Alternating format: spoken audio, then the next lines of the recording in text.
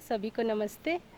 और आज हम लोगों के लिए बहुत उत्सव का दिन है कि पूरे अभिभावक विद्यालय की प्रस्तुति के लिए हम सभी बहनें आज अभिभावक विद्यालय में उपस्थित हुए हैं। तो परम श्रद्धेय बाबा जी को स्मरण करते हुए, उनके प्रति कृतज्ञता को व्यक्त करते हुए आप सभी को एक बार पुनः नमस्ते। मध्यस्थ दर्शन सह अस्तित्ववाद से निश्रित चेतना विकास मूल्य शिक्षा आधारित अभिभावक विद्यालय की अवधारणा, उद्देश्य, इतिहास, बाबा जी का मार्गदर्शन और जितने भी प्रयोग और अभ्यास हम लोगों ने किए हैं उसकी उपलब्धियां और मूल्यांकन, समीक्षा और साथ ही भविष्य की संभावनाओं के साथ आज हम सब उपस्थित हैं। पहले भाग में मैं अनामिका बेटा जी और नीति जैन बहन जी, ज्योति पुराणिक बहन जी, पूनम बहन जी और सुचित्रा बहन जी की प्रस्तुति है। और दूसरे भाग में बाकी सभी बहनें चेतना विकास मूल्य शिक्षा आधारित हिंदी, गणित और इंग्लिश की प्रस्तुतियां करेंगी। तो अब शुरू करते हैं। तो आज जो मुझे जिम्मेदारी मिली है वो है अभिभावक विद्यालय का अर्थ और चेतना विकास मूल्य शिक्षा का अर्थ मैं आप सबके सामने प्रस्तुत करूं। हालांकि मैं जानती हूं कि आप सब इससे परिचित ही हैं। अभिभावक विद्यालय का अर्थ है अभिभावक और अध्यापक की संयुक्त अभिव्यक्ति, जिसमें अभिभावक का अर्थ है अपनी संतान के सर्वतोमुखी समाधान के अर्थ में कामना, योजना और कल्पना में तन मन धन को अर्पित समर्पित करने में अभिभूत रहने वाला। और ये सही भी है कि शिशु की प्रारंभिक शिक्षा का पहला दायित्व अभिभावक पर ही है। अभिभावक जैसा जीते हैं बच्चे वैसा ही सीखते हैं।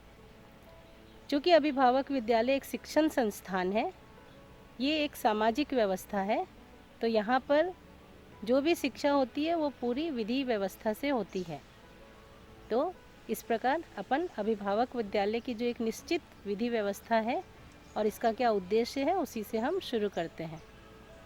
तो जैसा कि चेतना विकास मूल्य शिक्षा, तो चेतना विकास का अर्थ है जीव चेतना से मानव चेतना में संक्रमण, दीनता, हीनता, क्रूरता से धीरता, वीरता, उदारता में गुणात्मक परिवर्तन।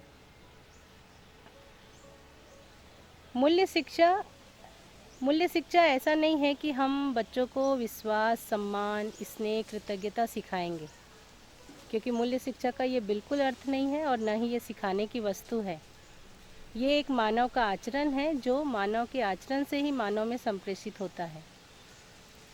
तो मूल्य शिक्षा का अर्थ है खुद अध्यापक का आचरण, इसलिए यहाँ पर अध्यापक खुद पाठ्यक्रम है और जैसा अध्यापक का आचरण है वैसा ही बच्चे में जाता है। तो अध्यापक वह है जिसे बच्चे की मूल प्रवृत्तियों की समझ है कि बच्चा न्याय का याचक होता है, सही कार्य व्यवहार करना चाहता है और सत्य वक्ता है। तो अध्यापक वह है जो न्याय प्रदायी योग्यता के साथ धीरता, वीरता, उदारता पूर्वक बच्चों को भी न्याय प्रदायी क्षमता, योग्यता, पात्रता में स्थापित करे, तभी बच्चे की न्याय की याचना पूरी होती है। अध्यापक वह है जो व्यवहार में सामाजिक और व्यवसाय में स्वावलंबी होते हुए बच्चे को सही कार्य व्यवहार करने के लिए की क्षमता, योग्यता, पात्रता को विकसित करे। अध्यापक वह है जो सत्य बोध से संपन्न हो और बच्चे को सत्य बोध हो जाए, उसकी पात्रता, क्षमता, योग्यता को विकसित करे। ये एक कामना है अभी, और उसकी योजना बस 10 वर्ष पहले शुरू हुई है। तो अभी हम सब बाल्यावस्था में ही हैं। एक प्रयास ही है, एक प्रयोग ही है, लेकिन इसकी बहुत सारी उपलब्धियां भी है। तो हर अभिभावक अध्यापक हो ये आवश्यक नहीं है, पर जो भी अभिभावक अध्यापक बनना चाहते हैं उसकी एक निश्चित प्रक्रिया है। तो हम सबसे पहले अभिभावक जब हमारे पास आते हैं तो यहाँ जन चर्चा आयोजित की जाती है। वो अभी शिविर नहीं किए हैं, वो अभी कुछ नहीं जानते हैं, तो यहाँ जन चर्चा आयोजित होती है जिसकी जिम्मेदारी सुरेंद्रपाल भैया, अशोक गोपाला भैया, सोम भैया जी ने ले रखी है। उस जन चर्चा में उनको एक विकल्प दिखाई देता है, और जब विकल्प दिखाई देता है तब वो फिर एक ओरिएंटेशन रखते हैं हम। तो ओरिएंटेशन को ज्वाइन करते हैं। उसके बाद उनका मन जीवन विद्या शिविर के लिए होता है। तो 3-4 जीवन विद्या शिविर करके जो अभिभावक अध्ययन की ओर उन्मुख होने लगते हैं, तो इस प्रकार पूरे अध्ययन की प्रक्रिया 6 महीने के अध्ययन से वो गुजरते हैं।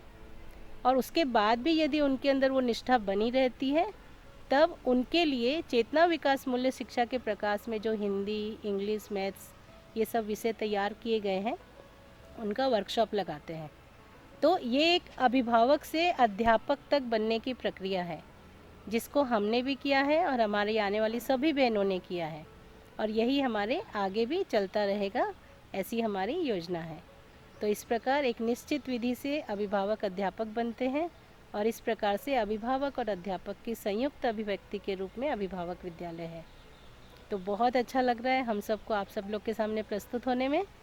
तो इन सारी चीज़ों को, इसके पूरे इतिहास को और इसके सारे प्रयोग अभ्यास को, उपलब्धियों को आप सबसे शेयर करके हमको बहुत अच्छा लगेगा।